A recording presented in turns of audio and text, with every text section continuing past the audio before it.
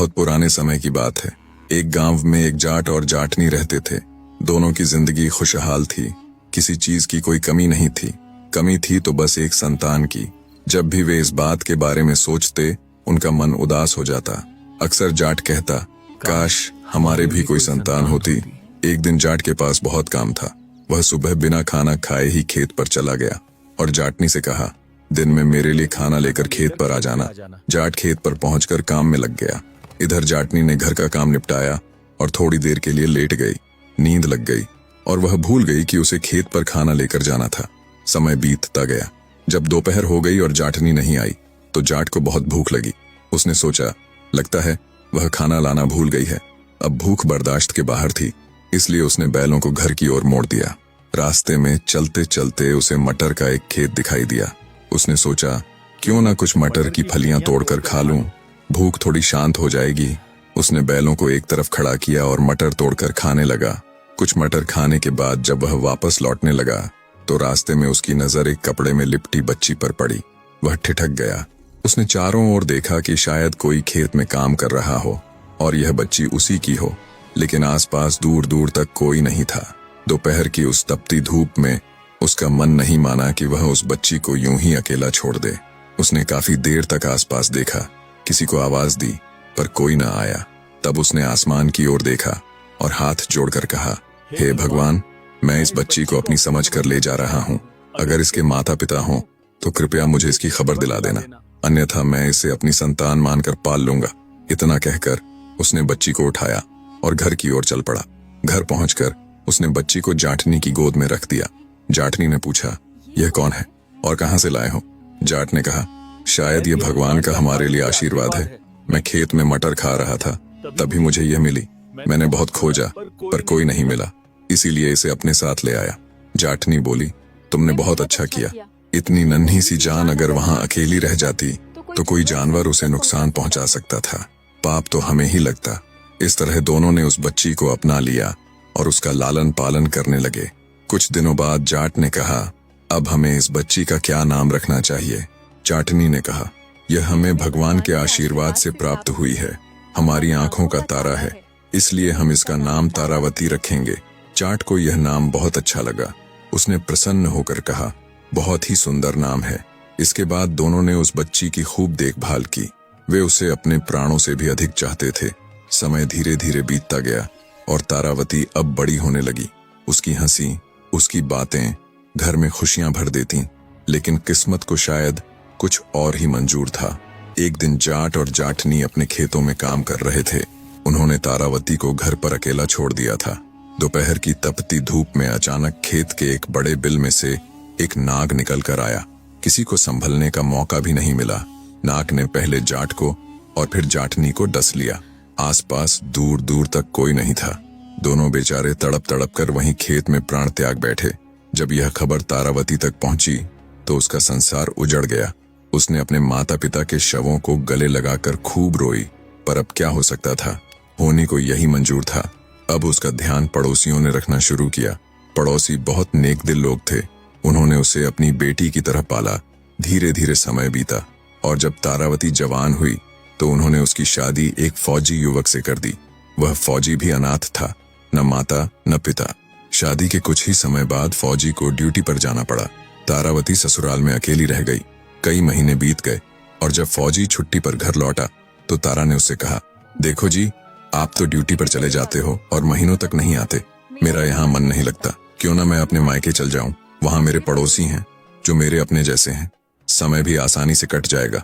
आप भी वहीं मेरे साथ रह सकते हो। फौजी ने कुछ देर सोचा, फिर मुस्कुराकर बोला, ठीक है, जैसा तुम उचित समझो। तब तारावती ने अपना सारा सामान समेटा और अपने मायके लौट आई। धीरे धीरे यूं ही समय बीतता गया। एक दिन की बात है, तारावती अपनी सखियों के साथ कुएं पर पानी भरने गई। उस समय रहट से ही पानी निकाला जाता था। कुएं की एक ओर ऊंची दीवार बनी थी। उसी दीवार के पीछे एक चोर छिपा बैठा था। वह चुपचाप उन सबकी बातें सुन रहा था। सभी सहेलियां आपस में हंसी मजाक कर रही थीं, अपने घर परिवार की बातें कर रही थीं। कोई अपने पति का जिक्र करती, कोई अपने भाई का। पास ही तीज और राखी का त्योहार आने वाला था। उसी दौरान तारावती ने गहरी सांस लेते हुए कहा, काश मेरा भी कोई भाई होता तो मेरे लिए तीज लाता, मैं भी उसे राखी बांधती। चोर ये बात ध्यान से सुन रहा था। उसकी नजर तारावती के चेहरे पर थी, एक भोली, निर्मल और दुख से भरी युवती। कुछ देर बाद सबने अपने अपने घड़े भरे और घरों की ओर लौट गईं। चोर धीरे धीरे तारावती के पीछे पीछे चला ताकि उसके घर का पता जान सके। जब तारा अपने आंगन में दाखिल हुई तो चोर ने उसका घर पहचान लिया और चुपचाप लौट गया। कुछ दिनों बाद वही चोर फिर उस गांव में आया।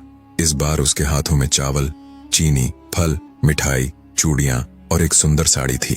उसने गांव वालों से पूछा, भाई क्या यहाँ तारावती का घर यही कहीं है? गांव के लोगों ने सोचा कि शायद कोई उसका रिश्तेदार हो। वे बोले, हाँ, उधर सामने वो जो नीम के पेड़ के पास घर है वही तारावती का है। चोर वहां पहुंचा, दरवाजा खटखटाया। अंदर से तारावती ने दरवाजा खोला। सामने अजनबी को देखकर वह चौंक गई और बोली, आप कौन हैं और मेरे घर पर कैसे आए हैं? तभी चोर ने कहा, मैं तारावती का भाई हूँ और मुझे उससे मिलना है। तारावती ने आश्चर्य से उसकी ओर देखा और बोली, मैं ही हूँ तारावती, लेकिन मेरा तो कोई भाई नहीं है। चोर ने तुरंत जवाब दिया, नहीं बहन, मैं ही तेरा असली भाई हूँ। जब तू 3 महीने की थी और हमारे माता पिता खेतों में काम करने गए थे, तब एक जानवर तुझे उठा ले गया था। उस समय मैं केवल 6 साल का था। हमने तुझे बहुत ढूंढा पर तू कहीं नहीं मिली। आज माँ को पता चला है कि तू इस घर में रहती है, इसीलिए उन्होंने मुझे तुझे लेने के लिए भेजा है। देख, माँ ने तेरे लिए क्या क्या सामान भेजा है, चावल, चीनी, फल, चूड़ियां, साड़ी और मिठाई भी।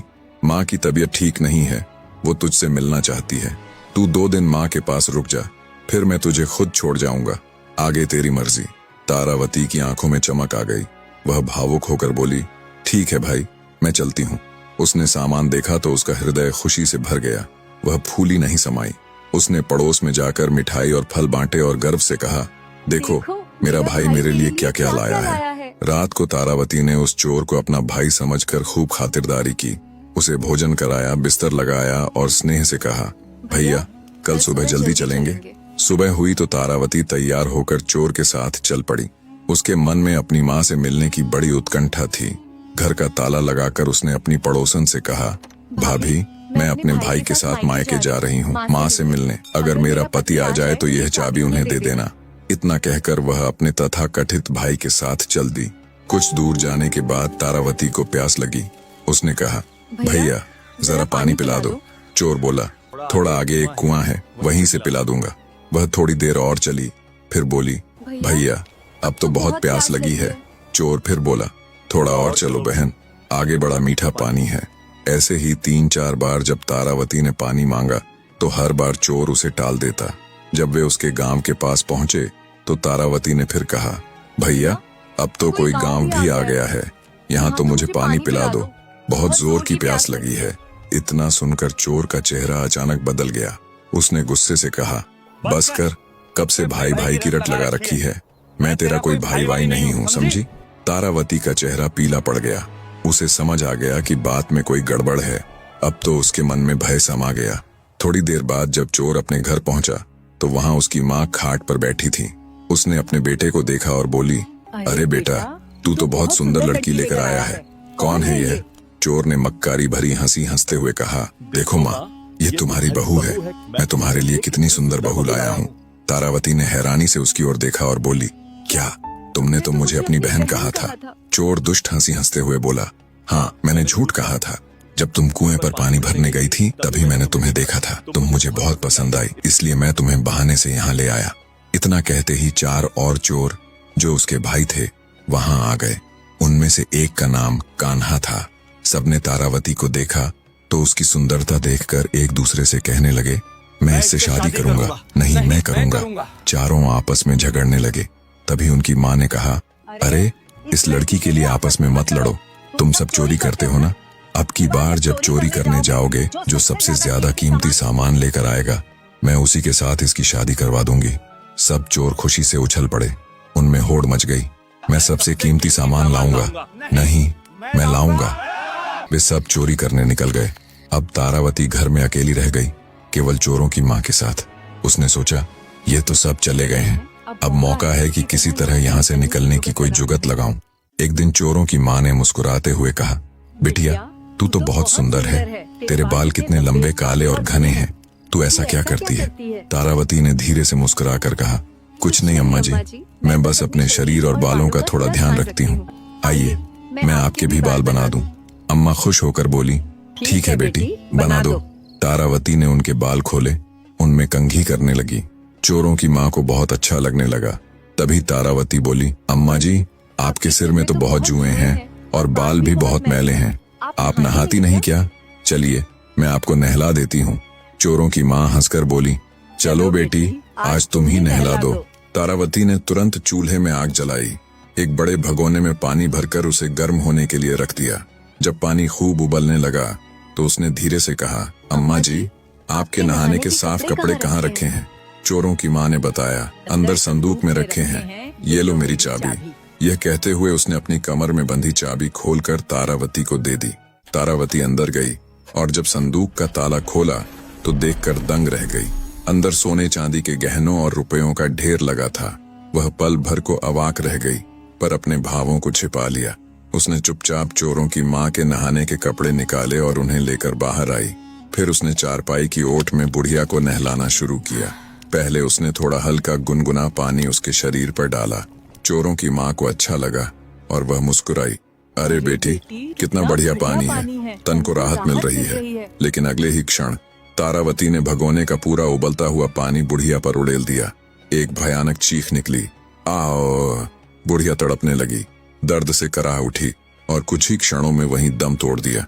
तारावती ने शांत मन से उसे साफ कपड़े पहनाए, चारपाई पर लिटाया और ऊपर से चादर ओढ़ा दी। देखने में ऐसा लग रहा था मानो वह गहरी नींद में सो रही हो। घर में एक बिल्ली भी थी। तारावती ने उस बिल्ली को आटा पीसने वाली चक्की से बांध दिया। बिल्ली इधर उधर भागने लगी तो चक्की उसके साथ घूमने लगी। अब तारावती ने जल्दी से सारा कीमती सामान, सोना, चांदी, गहने, सिक्के सब इकट्ठा किया और उन्हें चोरों की बैलगाड़ी में रख लिया। फिर वह अपने गांव की ओर चल पड़ी। जब वह अपने गांव पहुंची तो लोग हैरान रह गए। सब कहने लगे, देखो, तारा की माँ ने तो उसे बहुत सारा धन और जेवर दिए हैं, पर तारावती ने किसी को कुछ नहीं बताया, बस मुस्कुराई और भीतर चली गई। उधर जब चोर चोरी करके वापस अपने घर पहुंचे तो उन्होंने देखा कि दरवाजा तो बंद है, लेकिन अंदर से आटा पीसने की आवाज आ रही है। एक बोला, लगता है तारावती हमारे लिए खाना बना रही है, आटा पीस रही होगी। जब उन्होंने झांक कर देखा तो चारपाई पर उनकी माँ लेटी हुई थी। सबको लगा माँ सो रही है। कुछ देर बाद उन्होंने आवाज लगाई, माँ, माँ उठो, देखो हम आ गए। लेकिन जब बहुत पुकारने पर भी कोई जवाब न मिला तो वे कमरे का दरवाजा तोड़कर अंदर गए। अंदर का दृश्य देख उनके पैरों तले जमीन खिसक गई। चक्की से बिल्ली बंधी थी और माँ निर्जीव पड़ी थी। उन्होंने तुरंत संदूक खोला, पर वह खाली था। सारा धन, गहने, रुपए सब गायब थे। सब चोर माथा पीटने लगे, अरे, हमारे ही घर में चोरी हो गई। उनका गुस्सा 7वें आसमान पर था। बोले, एक तो माँ मर गई और ऊपर से सारा धन भी गया। अब हम उस तारावती को सबक सिखाएंगे और अपना सब कुछ वापस लाएंगे। उन्होंने माँ का दाह संस्कार किया और फिर तारावती को ढूंढने निकल पड़े। रात गहराने लगी थी जब वे तारावती के गांव पहुंचे। तारावती को पहले से अंदेशा था कि वे लौटेंगे। उसने पहले ही अपने घर का दरवाजा आगे से हटवाकर पीछे की ओर लगवा दिया था और जहां पहले दरवाजा था वहां दीवार बनवा दी थी। चोरों में से एक बोला, यही घर है, लेकिन दरवाजा कहाँ गया? पहले तो इसी तरफ था। दूसरे ने कहा, सही कहा, मगर अब दिख नहीं रहा है। वे सब दीवार के पास जाकर आपस में फुसफुसाने लगे। अंदर तारावती जाग गई। उसने उनकी धीमी आवाजें सुन ली। वह तुरंत समझ गई, ये वही चोर हैं, आ गए। उसने एक तेज धार वाली दराती उठाई और दीवार के पास जाकर खड़ी हो गई। बाहर चोर दीवार में छेद करने लगे। धीरे धीरे उन्होंने इतना बड़ा छेद कर लिया कि कोई अंदर झांक सके। एक चोर ने अपना चेहरा छेद में झुकाया ही था कि अगले ही पल तारावती ने पूरी ताकत से दराती चलाकर उसकी नाक काट दी। चोर चीख उठा, आ आ! उसकी नाक कटकर जमीन पर जा गिरी। वह दर्द से तड़पता हुआ पीछे हट गया। बाकी चोर यह दृश्य देखकर घबरा गए और वहां से भाग खड़े हुए। उन्होंने गांव के वैद्य से अपने भाई की मरहम पट्टी कराई, लेकिन अब उनके मन में प्रतिशोध की आग जलने लगी। वे बोले, अब इस तारा ने हमारी बेइज्जती की है, उसकी सजा उसे मिलेगी। हम उसकी नाक काटने का बदला लेकर रहेंगे। अब की बार उन्होंने तारा के घर का असली दरवाजा ढूंढ लिया। रात गहरी थी जब वे चुपचाप उसके घर पहुंचे। तारा गहरी नींद में थी। उन्होंने उसकी चारपाई समेत ही उसे उठा लिया और सर पर रखकर जंगल की ओर चल पड़े। थोड़ी ही दूर गए थे कि हल्की हल्की बारिश शुरू हो गई। बारिश की बूंदें तारा के चेहरे पर पड़ी तो उसकी नींद खुल गई। उसने आंखें खोलीं, चारों ओर देखा और तुरंत समझ गई ये वही चोर हैं। वह सोचने लगी, अब क्या करूं? तभी उनकी चारपाई एक बरगद के पेड़ के नीचे से गुजरी। तारावती ने झट से पेड़ की एक मोटी शाख पकड़ ली और ऊपर चढ़ गई। पीछे चल रहे एक चोर ने देखा तो बोला, अरे भाई, लड़की तो पेड़ पर चढ़ गई है। बाकी चोर बोले, तुझे बहुत दिखता है अंधेरे में, हम क्या पागल हैं जो तेरी बातों में आए? और फिर कहानी ने अगला भयावह मोड़ लिया। तब आगे चोर ने कहा, एक बार देखो तो सही। चोरों ने चारपाई को नीचे उतार कर देखा तो तारावती सचमुच उस पर नहीं थी। अब उन्होंने पेड़ पर देखा तो उन्हें अंधेरे में कुछ भी दिखाई नहीं दिया। एक चोर बोला, देखो भैया, वो बैठी है। बाकी चोरों ने उससे कहा, तेरी नजर अगर इतनी ही तेज है तो तू ही ऊपर चढ़ और उसे नीचे लेके आ, फिर हम सब उसे बताएंगे। चोर ऊपर चढ़ गया। जब वह पत्तों में छुपी हुई तारावती के पास पहुंचा तो तारावती ने चोर के मुंह पर ऐसी जोरदार लात मारी कि उसकी जीभ दांतों के बीच आ गई और वह धड़ाम से नीचे गिर पड़ा। उस बेचारी की जीभ कट गई और वह दर्द से कराहता रहा। बाकी भाइयों ने कहा, हमने कहा था ना कि वह वहां पर नहीं है, हमें तो कुछ दिखाई ही नहीं देता। चोर रोते हुए इशारों में बताने लगा, भाई, उसी ने मुझे लात मारी है, ऊपर ही बैठी है। बाकी लोग सोचने लगे कि यह कोई भूत प्रेत की बात कर रहा है। साफ साफ कुछ नहीं दिख रहा था। सभी डर कर वहां से भाग गए। बाद में जब उन्होंने अपने बेचे हुए भाई की जीभ कटने की बात सुनी तो वैद्य से दवा करवाई। जब वह ठीक हुआ तो पांचों भाई फिर एक रात तारावती के घर में आए। उन्होंने देखा कि तारावती गहरी नींद में है। वे चुपचाप अपना चोरी का सामान गठरियों में बांधने लगे, पर तारावती की नींद खुल गई और उसने सारा मंजर देख लिया। एक धारदार कुल्हाड़ी लेकर वह चुपके से दरवाजे पर खड़ी हो गई। जब चोर सारा सामान लेकर एक एक करके घर से निकलने लगे तो तारावती ने एक एक करके कुल्हाड़ी से उन सब पर प्रहार किया और उन्हें मार गिराया। फिर तारावती ने अपने सारे जतन किए गए सोने चांदी के गहने और धन घर में रख दिए। उसके बाद उसने 5 चादरें निकाली। एक एक कर प्रत्येक मरे हुए चोर को कसकर चादर में बांधा और गठरियां बनाकर रख दिया। तारावती के गांव में रोज एक फकीर आता था जो घर घर के सामने दुआ मांगता और बदले में लोग उसे कुछ रुपये दे देते। जब वह फकीर तारावती के घर के सामने आया तो तारावती ने उससे पूछा, बाबा जी, आप दिन भर में कितने रुपए कमा लेते हो? फकीर ने कहा, बेटी, मैं एक दिन में लगभग 50-56 ही कमा पाता हूँ। तारावती ने कहा, बाबा, मेरे सामने एक जादूगर जैसा आदमी बहुत तकलीफ देता है। आज मैंने बड़ी मुश्किल से उसे पकड़कर एक गठरी में बांध दिया है। क्या कोई ऐसी जगह है जहाँ से वह वापस ना आ सके? अगर आप उसे वहाँ फेंक दें तो मैं आपको 500 रुपया दूंगी। फकीर के मन में लालच आ गया। उसने मन ही मन सोचा, 500 रुपये तो बहुत हैं, इतना तो मैं कई दिनों में भी नहीं कमा पाता। वह बोला, लाओ बेटी, इस जादूगर के बच्चे को मैं अभी नदी में फेंक कर आता हूँ। तारावती ने गंभीर स्वर में कहा, पर बाबा, ध्यान रखना, इसे किसी गहरी जगह ही फेंकना। अगर पानी कम हुआ तो ये फिर वापस आ जाएंगे। फकीर बोला, बेटी, तुम चिंता मत करो, मैं ऐसा ही करूंगा। फकीर ने वह गठरी उठाई जिसमें तारावती ने एक चोर को बांध रखा था। वह उसे लेकर नदी किनारे गया और बिना देर किए वह गठरी नदी में फेंक दी। फिर संतोष से मन ही मन बोला, अब यह कभी लौट कर नहीं आएगा। इसके बाद वह 500 रुपये का इनाम लेने तारावती के पास लौटा। लेकिन जैसे ही उसने घर के आंगन में कदम रखा, उसकी नजर पड़ी, वहां वैसी ही एक और गठरी रखी थी। उसके बोलने से पहले ही तारावती बोली, देखा बाबा, मैंने कहा था ना, इसे ऐसी जगह फेंकना जहां से ये वापस ना आ सके। पर ये तो फिर लौट आया। फकीर की आंखें फटी की फटी रह गईं। उसने गठरी देखी और सोचने लगा, ये कैसे हो गया? फिर बोला, बेटी, लगता है मैं उतनी गहरी जगह पर नहीं फेंक पाया। इस बार मैं इसे और गहरे पानी में फेंकूंगा। वह फिर गठरी उठा ले गया और पहले से ज्यादा दूर और गहरे हिस्से में उसे फेंक दिया। वापस आया और बोला, लो बेटी, अब तो काम पूरा हुआ, अब कोई नहीं लौटेगा। पर तारावती ने तीसरी गठरी लाकर रख दी और मुस्कुराकर बोली, देखा बाबा, ये तो फिर वापस आ गया। लगता है आप इसे गहरी जगह पर नहीं फेंकते हैं। फकीर को अब गुस्सा आ गया। बोला, अब की बार मैं इसे ऐसी जगह फेंकूंगा जहां से खुद यमराज भी इसे न निकाल सके। वह फिर गठरी उठाकर नदी किनारे पहुंचा और पूरी ताकत से उसे बहुत गहरे पानी में फेंक दिया। इस तरह वह 4 बार गठरियां फेंक चुका था। हर बार लौट कर देखता, एक वैसी ही गठरी तारावती के पास रखी होती। अब 5वीं बार जब वह एक गठरी उठाकर नदी की ओर गया, तभी संयोग से एक पंडित स्नान कर चुका था और राम राम करता हुआ घर लौट रहा था। फकीर ने उसे देखा और समझ बैठा कि यही वह जादूगर है जो बार बार लौट आता है। वह चिल्लाया, अब की बार नहीं बच पाएगा, और पंडित को पीछे से पकड़ा और सीधा नदी में धकेल दिया।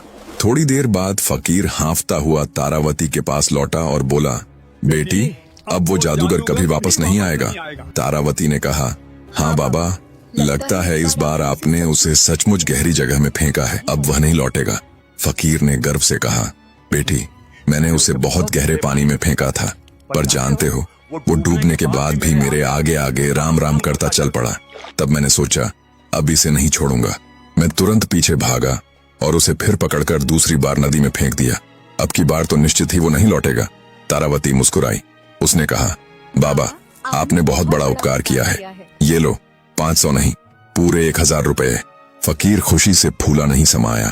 उसने आशीर्वाद दिया और वहां से चला गया। कुछ दिनों बाद जब तारावती का पति फौज से छुट्टी लेकर घर लौटा तो तारावती ने पूरी कहानी उसे सुनाई, कैसे उसने अपनी सूझबूझ और साहस से उन 5 चोरों को खत्म किया। उसका पति उसकी बहादुरी सुनकर गर्व से भर गया। बोला, तूने अकेले वह कर दिखाया जो 5 सिपाही भी नहीं कर पाते। मैं तेरे इस साहस की कहानी फौज में सबको सुनाऊंगा। तारावती मुस्कुराई। उसकी आंखों में अब शांति थी, और इस तरह वह बहादुर स्त्री जिसने अपनी बुद्धि, धैर्य और हिम्मत से पापियों का अंत किया, सदा के लिए लोगों की जुबान पर अमर हो गई। इस कहानी से हमें यह सीख मिलती है कि बुद्धि, साहस और धैर्य से बड़ी मुसीबत पर भी जीत हासिल की जा सकती है। तारावती जैसी निडर और समझदार स्त्री ने यह साबित किया कि विपत्ति के समय डरना नहीं चाहिए, बल्कि अपने दिमाग और हिम्मत का इस्तेमाल करना चाहिए। उसने अकेले अपने साहस से 5 निर्दयी चोरों का अंत किया और यह दिखाया कि सच्ची वीरता तलवार से नहीं, स्मार्ट सोच और हिम्मत से होती है। अगर आपको